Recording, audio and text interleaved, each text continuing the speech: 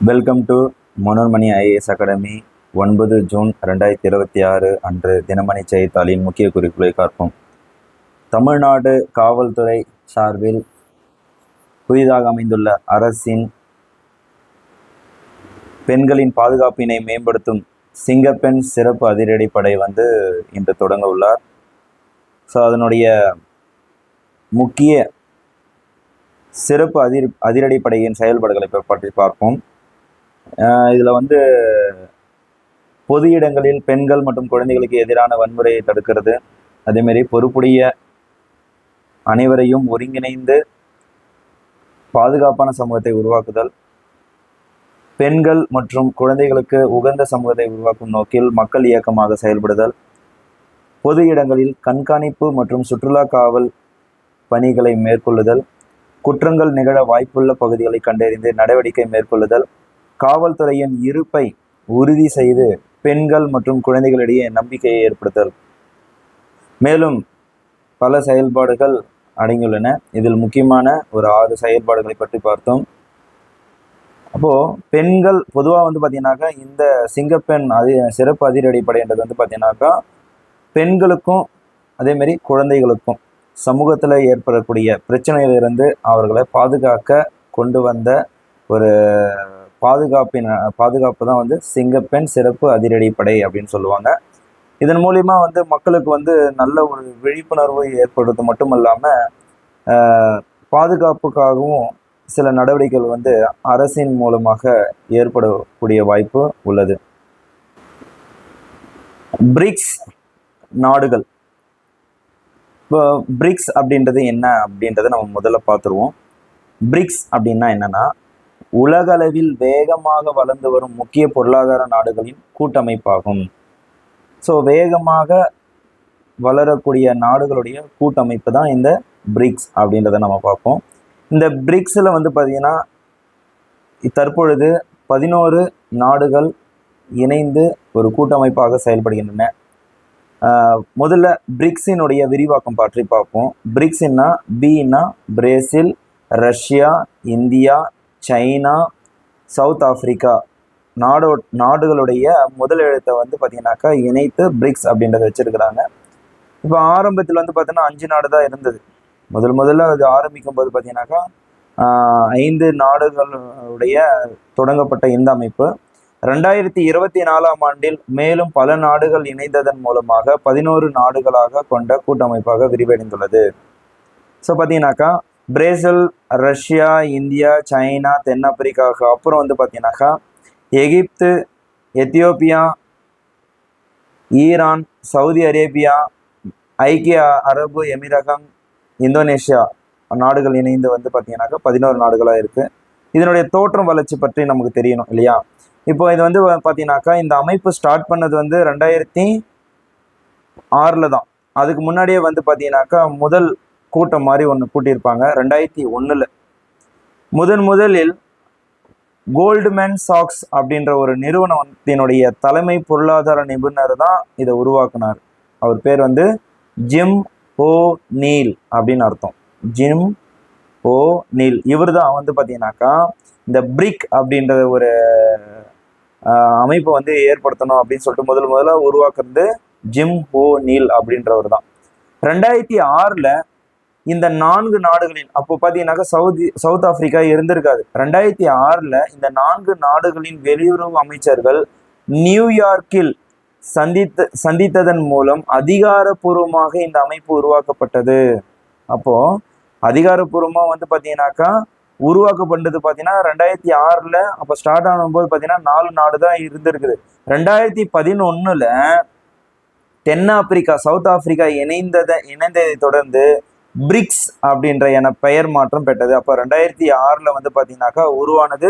South Africa 2011 தான் இணைஞ்சிருப்பாங்க. அப்போது ஃபர்ஸ்ட்ல சொன்னது என்னன்னா 4 நாடு தான் தொடக்கும் போது பார்த்தீங்கன்னாக்கா 4 நாடு அங்கீகரிக்கப்பட்டது அப்படின்னு பார்த்தீங்கன்னாக்கா 2006. 2001 பார்த்தீங்கன்னாக்கா இந்த மாதிரி ஒரு அமைப்பு இருக்கணும்னு சொல்லிட்டு பார்த்தீங்கன்னாக்கா ஒரு கூட்டத்தை கூட நிறுவியிருப்பார் ஜிம் ஹோ நீல் அப்படின்றவர். 2024 24 வந்து பார்த்தீங்கன்னாக்கா அதை தொடர்ந்து 5 இல்லாம 6 நாடுகள் இணைந்து இப்போ 11 நாடுகள் இருக்குது. இதனுடைய முக்கிய நோக்கம் என்னன்னா, இந்த அமைப்போட முக்கிய நோக்கம் என்னன்னா பொருளாதார ஒத்துழைப்பு. என்னன்னாக்கா பொருளாதார ஒத்துழைப்புல உறுப்பு நாடுகள் என்னது, இதுல இருக்கிற உறுப்பு நாடுகள் இடையே வர்த்தகத்தை மேம்படுத்தல் மற்றும் முதலீடுகளை அதிகரித்தல். ஸோ வர்த்தகத்தை என்ன பண்ணும், மேம்படுத்துறதும் அந்த முதலீடுகளை அதிகரிக்கிறது தான் முதல் முக்கிய நோக்கம். அதுவே நிதி உதவி. உலகளாவிய நிதி அமைப்புகளில் வளர்ந்து வரும் நாடுகளின் பிரதிநிதித்துவத்தை மேம்படுத்துதல் மற்றும் புதிய வளர்ச்சி வங்கி மூலம் நிதி ஆதரவை வழங்குதல். அப்போ உலக வங்கி மூலயமா வந்து பாத்தீங்கன்னாக்கா நாட்டினுடைய வளர்ச்சிக்கு வந்து நம்ம பணத்தை வந்து வாங்குறோம் இல்லையா, அதுக்கு பதிலா நியூ டெவலப்மெண்ட் பேங்க் அப்படின்னு சொல்லக்கூடிய ஒரு புதிய வளர்ச்சி வங்கியை தொடங்கி அதன் மூலமாக நிதி ஆதரவை வழங்குதல். இந்த பிரிக்ஸோடைய நாடுகள்லாம் சேர்ந்து புதிய வளர்ச்சி வங்கி அப்படின்றத ஒன்று உருவாக்கி அதன் மூலிமா அந்த ஆதரவு நாடுகளுக்கிடையே இந்த நிதி உதவியை மேற்கொள்வாங்க. உலகளாவிய செல்வாக்கு. இப்போ உலகளாவிய செல்வாக்கு வந்து இந்த அமைப்புக்கு எப்படி இருக்கு அப்படின்னு பார்த்தீங்கன்னாக்கா, அரசியல் மற்றும் சர்வதேச விவகாரங்களில் வளரும் நாடுகளின் குரலை வலுப்படுத்துதல். இப்போ ஒரு நாடு முன்னேற முன்னேற அதனுடைய வளர்ச்சி அதிகமாகி கொண்டே போகும். அப்போ வளர்ச்சி அதிகமான நாடு வந்து சொல்லக்கூடிய அந்த குரலுக்கு வந்து பார்த்தோன்னா அதிக வலு சேர்ப்பதாக அமைகிறது அப்படின்றத கொடுத்துருக்குறாங்க. பிரிக்ஸ் அமைப்பு உலக மக்கள் தொகையில் சுமார் 49% உலகளாவிய மொத்த உள்நாட்டு உற்பத்தியில் ஜிடிபி சுமார் 39% தன்னகத்தை கொண்டுள்ளது. அப்போ உலக மக்கள் தொகை எவ்வளோ இருக்கிறாங்களோ அதில் 49% வந்து பார்த்தீங்கன்னா இந்த பிரிக்ஸை சார்ந்து இருக்கிறதாகவும் ஜிடிபியும் 39% வந்து பார்த்தீங்கன்னா தன்னகத்தை கொண்டுள்ளது என்பதை குறிப்பிட்டிருக்காங்க. இதன் அடிப்படையில் வந்து பார்த்தீங்கன்னாக்கா இந்த ஆண்டுன்னா என்னது, நிகழாண்டு பிரிக்ஸ் அமைப்பிற்கு இந்தியா தலைமை வகிக்கிறது என்பது குறிப்பிடத்தக்கது. வரும் செப்டம்பரில் நடைபெற உள்ள இந்த உச்சி மாநாட்டிற்கான ஆயத்த பணிகளின் முன்னோட்டமாக பிரிக்ஸ் நாடுகளின் கூட்டங்கள் ஏற்பாடு செய்யப்படுது. அப்போ வர செப்டம்பர் மாதம் நடக்கவிருக்கிற பிரம்மாண்டமான ஒரு உச்சி மாநாட்டிற்கு ஒரு டெமோவா என்ன பண்றாங்கன்னா, அந்தந்த பிரிக்ஸ் நாட்டில் இருக்கிற ஒரு முக்கிய அரசு அதாவது பிரதிநிதியை கூப்பிட்டு அரசு செயலரை கூப்பிட்டு இது வந்து எப்படி நடத்தணும் என்ன பண்ணணும்னு சொல்லிட்டு ஒரு மாநாடு வந்து இங்கே ஒரு கூட்டம் மாதிரி ஒன்று கூடியிருக்கிறாங்க. அதில் வந்து பொதுவாக வந்து என்ன சொல்லியிருக்காங்கனாக்கா, நரம்பியல் அறிவியல் ஆராய்ச்சி மற்றும் நரம்பியல் தொழில்நுட்பங்களுக்கான சர்வதேச ஒத்துழைப்பை மேம்படுத்தும் கருத்தரங்கில் பேசிய மத்திய வெளியுறவுத்துறை செயலர் விக்ரம் மிஸ்ரி வந்து பார்த்தீங்கன்னாக்கா பொதுவாக வந்து பார்த்தீங்கன்னாக்கா இந்த மருத்துவம் சார்ந்ததாகவே இங்கே பேசியிருப்பாங்க. ஸோ வந்து மருத்துவத்தில் ஏன்னா இன்னைக்கு வளர்ந்து வரும் சந்தைகளை கொண்ட வளரும் நாடுகள் ஒன்றிணைந்து தங்கள் வளங்கள் திறன்கள் அறிவை பகிர்ந்து உதாரணமாக பிரிக்ஸ் அமைப்பு நிகழ்வதாக குறிப்பிடுது. அப்போ பிரிக்ஸோடைய அமைப்பு வந்து இந்த வளருகின்ற நாடுகளுக்கு வந்து இந்த செயல்முறையெல்லாம் வந்து உதவுது அப்படின்றத குறிப்பிட்டிருக்காங்க. அப்போ நாட்டில் முதல் முறையாக நடைபெற்ற இந்த சுகாதார கருத்தரங்கில் மெயினாக வந்து பார்த்தீங்கன்னாக்கா என்ன நடத்துவாங்க அப்படின்னு பார்த்தீங்கன்னா, மனித மூளையை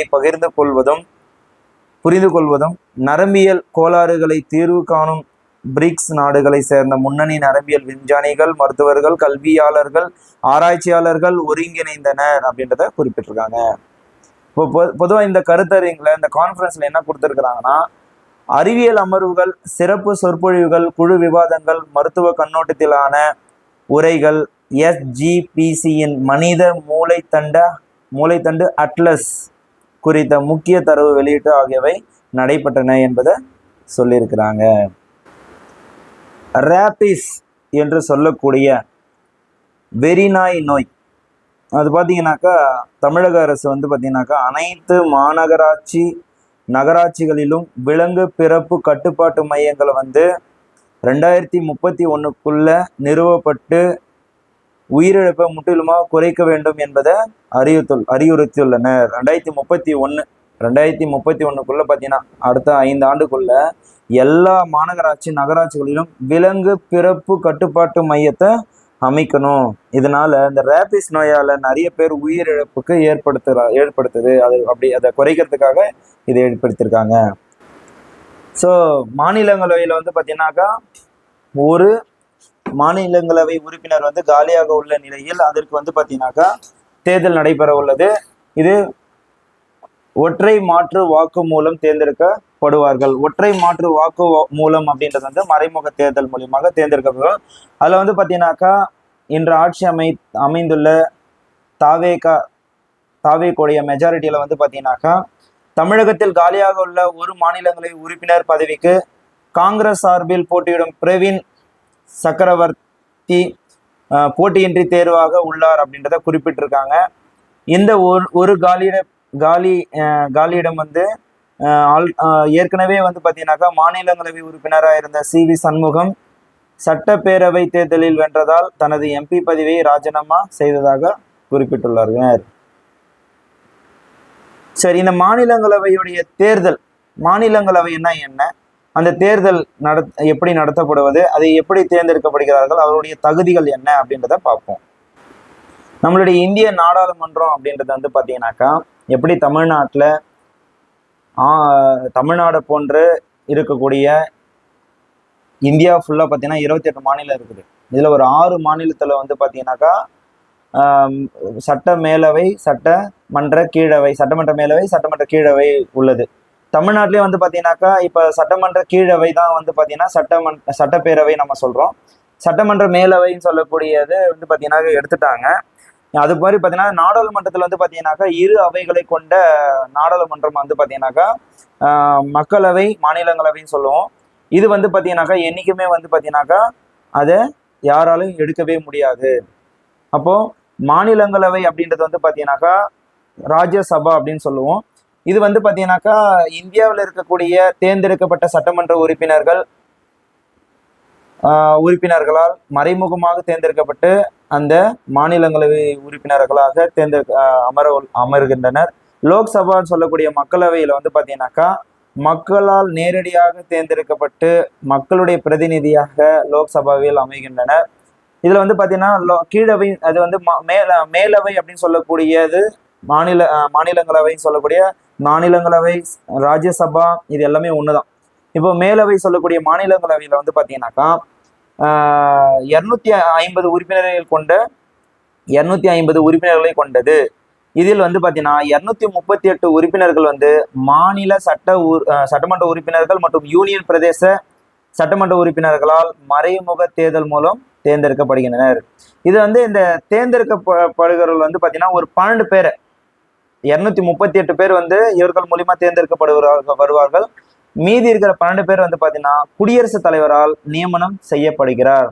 இந்த குடியரசுத் தலைவர் நியமனம் செய்யக்கூடிய நபர்கள் என்னவாக இருக்க வேண்டும்னா அவங்களுடைய அடிப்படை தகுதி இலக்கியம், அறிவியல், விளையாட்டு, கலை மற்றும் சமூக சேவை ஆகிய துறைகளில் சிறந்த அறிவு அல்லது செயல்முறை அனுபவம் கொண்ட உறுப்பினர்களாக இருக்க வேண்டும். ஸோ அவர்களை தான் 12 பேரை வந்து குடியரசுத் தலைவர். அப்போ ஆக மொத்தம் 238 ஒரு 12 மொத்தம் 250 பேர். இந்த மாநிலங்களவை உறுப்பினருக்கான தகுதிகள் அப்படின்னு பார்த்தீங்கன்னாக்கா இந்திய குடிமகனாக இருத்தல் வேண்டும், முதல் கண்டிஷன். 2வது வந்து பார்த்தீங்கன்னாக்கா 30 வயது பூர்த்தி அடைந்தவராக இருத்தல் வேண்டும். அதே மாதிரி அரசாங்கத்தில் ஊதியம் பெறும் பதவியில் இருக்கக்கூடாது. மனநிலை சரியில்லாதவராகவோ அல்லது பெற்ற கடனை திருப்பி தர முடியாதவராகவோ இருத்தல் கூடவே கூடாது. மக்களவையிலோ அல்லது எந்த ஒரு சட்டமன்றத்திலோ உறுப்பினராக இருத்தல் கூடாது. இப்போ நம்ம சட்டப்பேரவையில் உறுப்பினராக அதுலேயும் இருக்கக்கூடாது, மக்களவையிலும் இருக்கக்கூடாது, வேற எங்கேயும் உறுப்பினராக இருக்கக்கூடாது, அரசு பதவியிலையும் இருக்கக்கூடாதுன்னு கொடுத்துருக்குறாங்க. மாநிலங்களவை உறுப்பினர்களின் பதவி காலம் அப்படின்னு பார்த்தீங்கன்னா 6 ஆண்டுகள் ஆகும். அதன் உறுப்பினர்களில் 3 இப்போ பார்த்தீங்கன்னா மாநிலங்களவை உறுப்பினர் மொத்தம் எவ்வளோ சொல்லியிருந்தா 250 பேர். இந்த 250 பேர்ல பார்த்தீங்கன்னா 3ல் ஒரு பங்கு வந்து பார்த்தீங்கன்னாக்கா 2 வருஷத்துக்கு ஒவ்வொரு 2 வருஷத்துக்கும் பிறகும் அதில் வந்து பார்த்தீங்கன்னாக்கா ரிட்டையர் ஆவாங்க, அதை வந்து ஓய்வு பெறுகின்றனர். அதனால ஏற்படுகின்ற காலியிடங்களை வந்து பார்த்தீங்கன்னா புதிய உறுப்பினர்களால் நிரப்பப்படுகின்றனர். ஸோ புதிய உறுப்பினர்கள் என்ன பண்ணுவாங்க, நிரப்புவாங்க.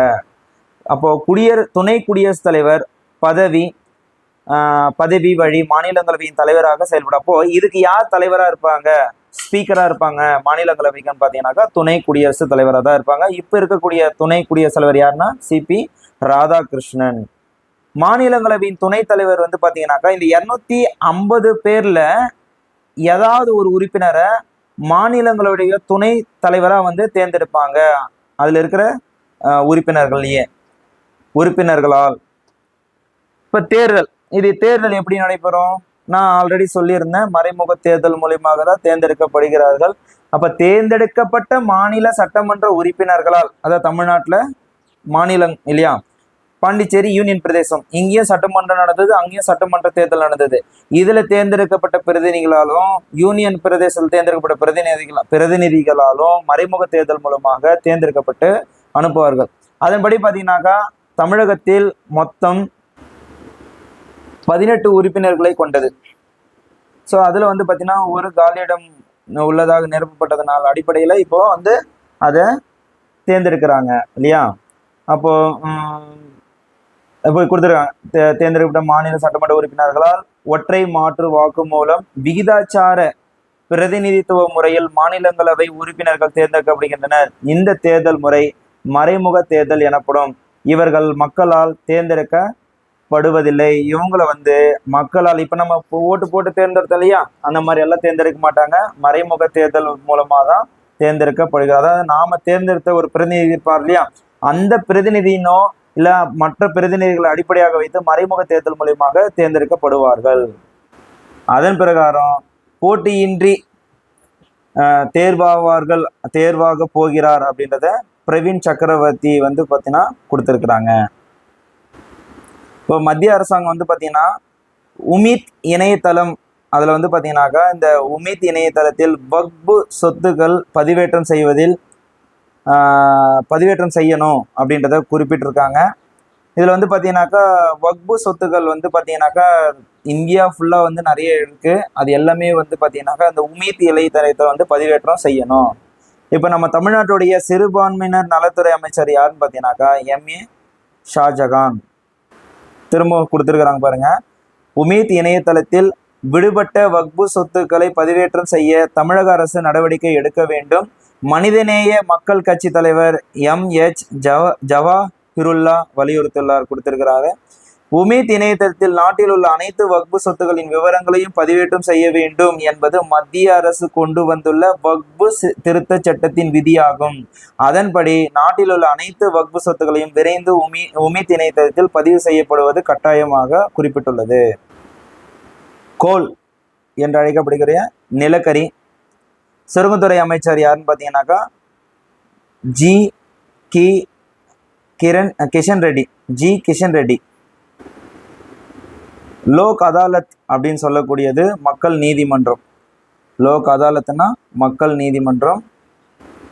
நேற்று அரசு பயணமாக சீன அதிபர் வந்து ஷி ஜின்பிங் வந்து வடகொரியாவுடைய அதிபர் வந்து பார்க்க போனார், வந்து பார்த்துருந்தோம். அதில் வந்து பார்த்தீங்கன்னாக்கா வடகொரிய தலைநகர் வந்து பியாங்யாங், வடகொரியாவுடைய தலைநகர் வந்து பியாங்யாங் உள்ள கிம் இல் சுங் சதுக்கத்தில் வந்து சீன அதிபர் ஷி ஜின்பிங்கும் அந்த நாட்டுடைய வடகொரிய அதிபர் வந்து கிம் ஜாங் உன்னுடைய சந்திப்பு வந்து தொடர்ந்ததை நடித்து வடகொரிய அதிபர் கிம் ஜோங் உன்னுக்கு சீனா என்றும் அசைக்க முடியாத ஆதரவு என்பதை கூறியிருக்கிறாங்க. இன்றைய செய்தி முடிவடைந்தது. நாளை பார்ப்போம். நன்றி.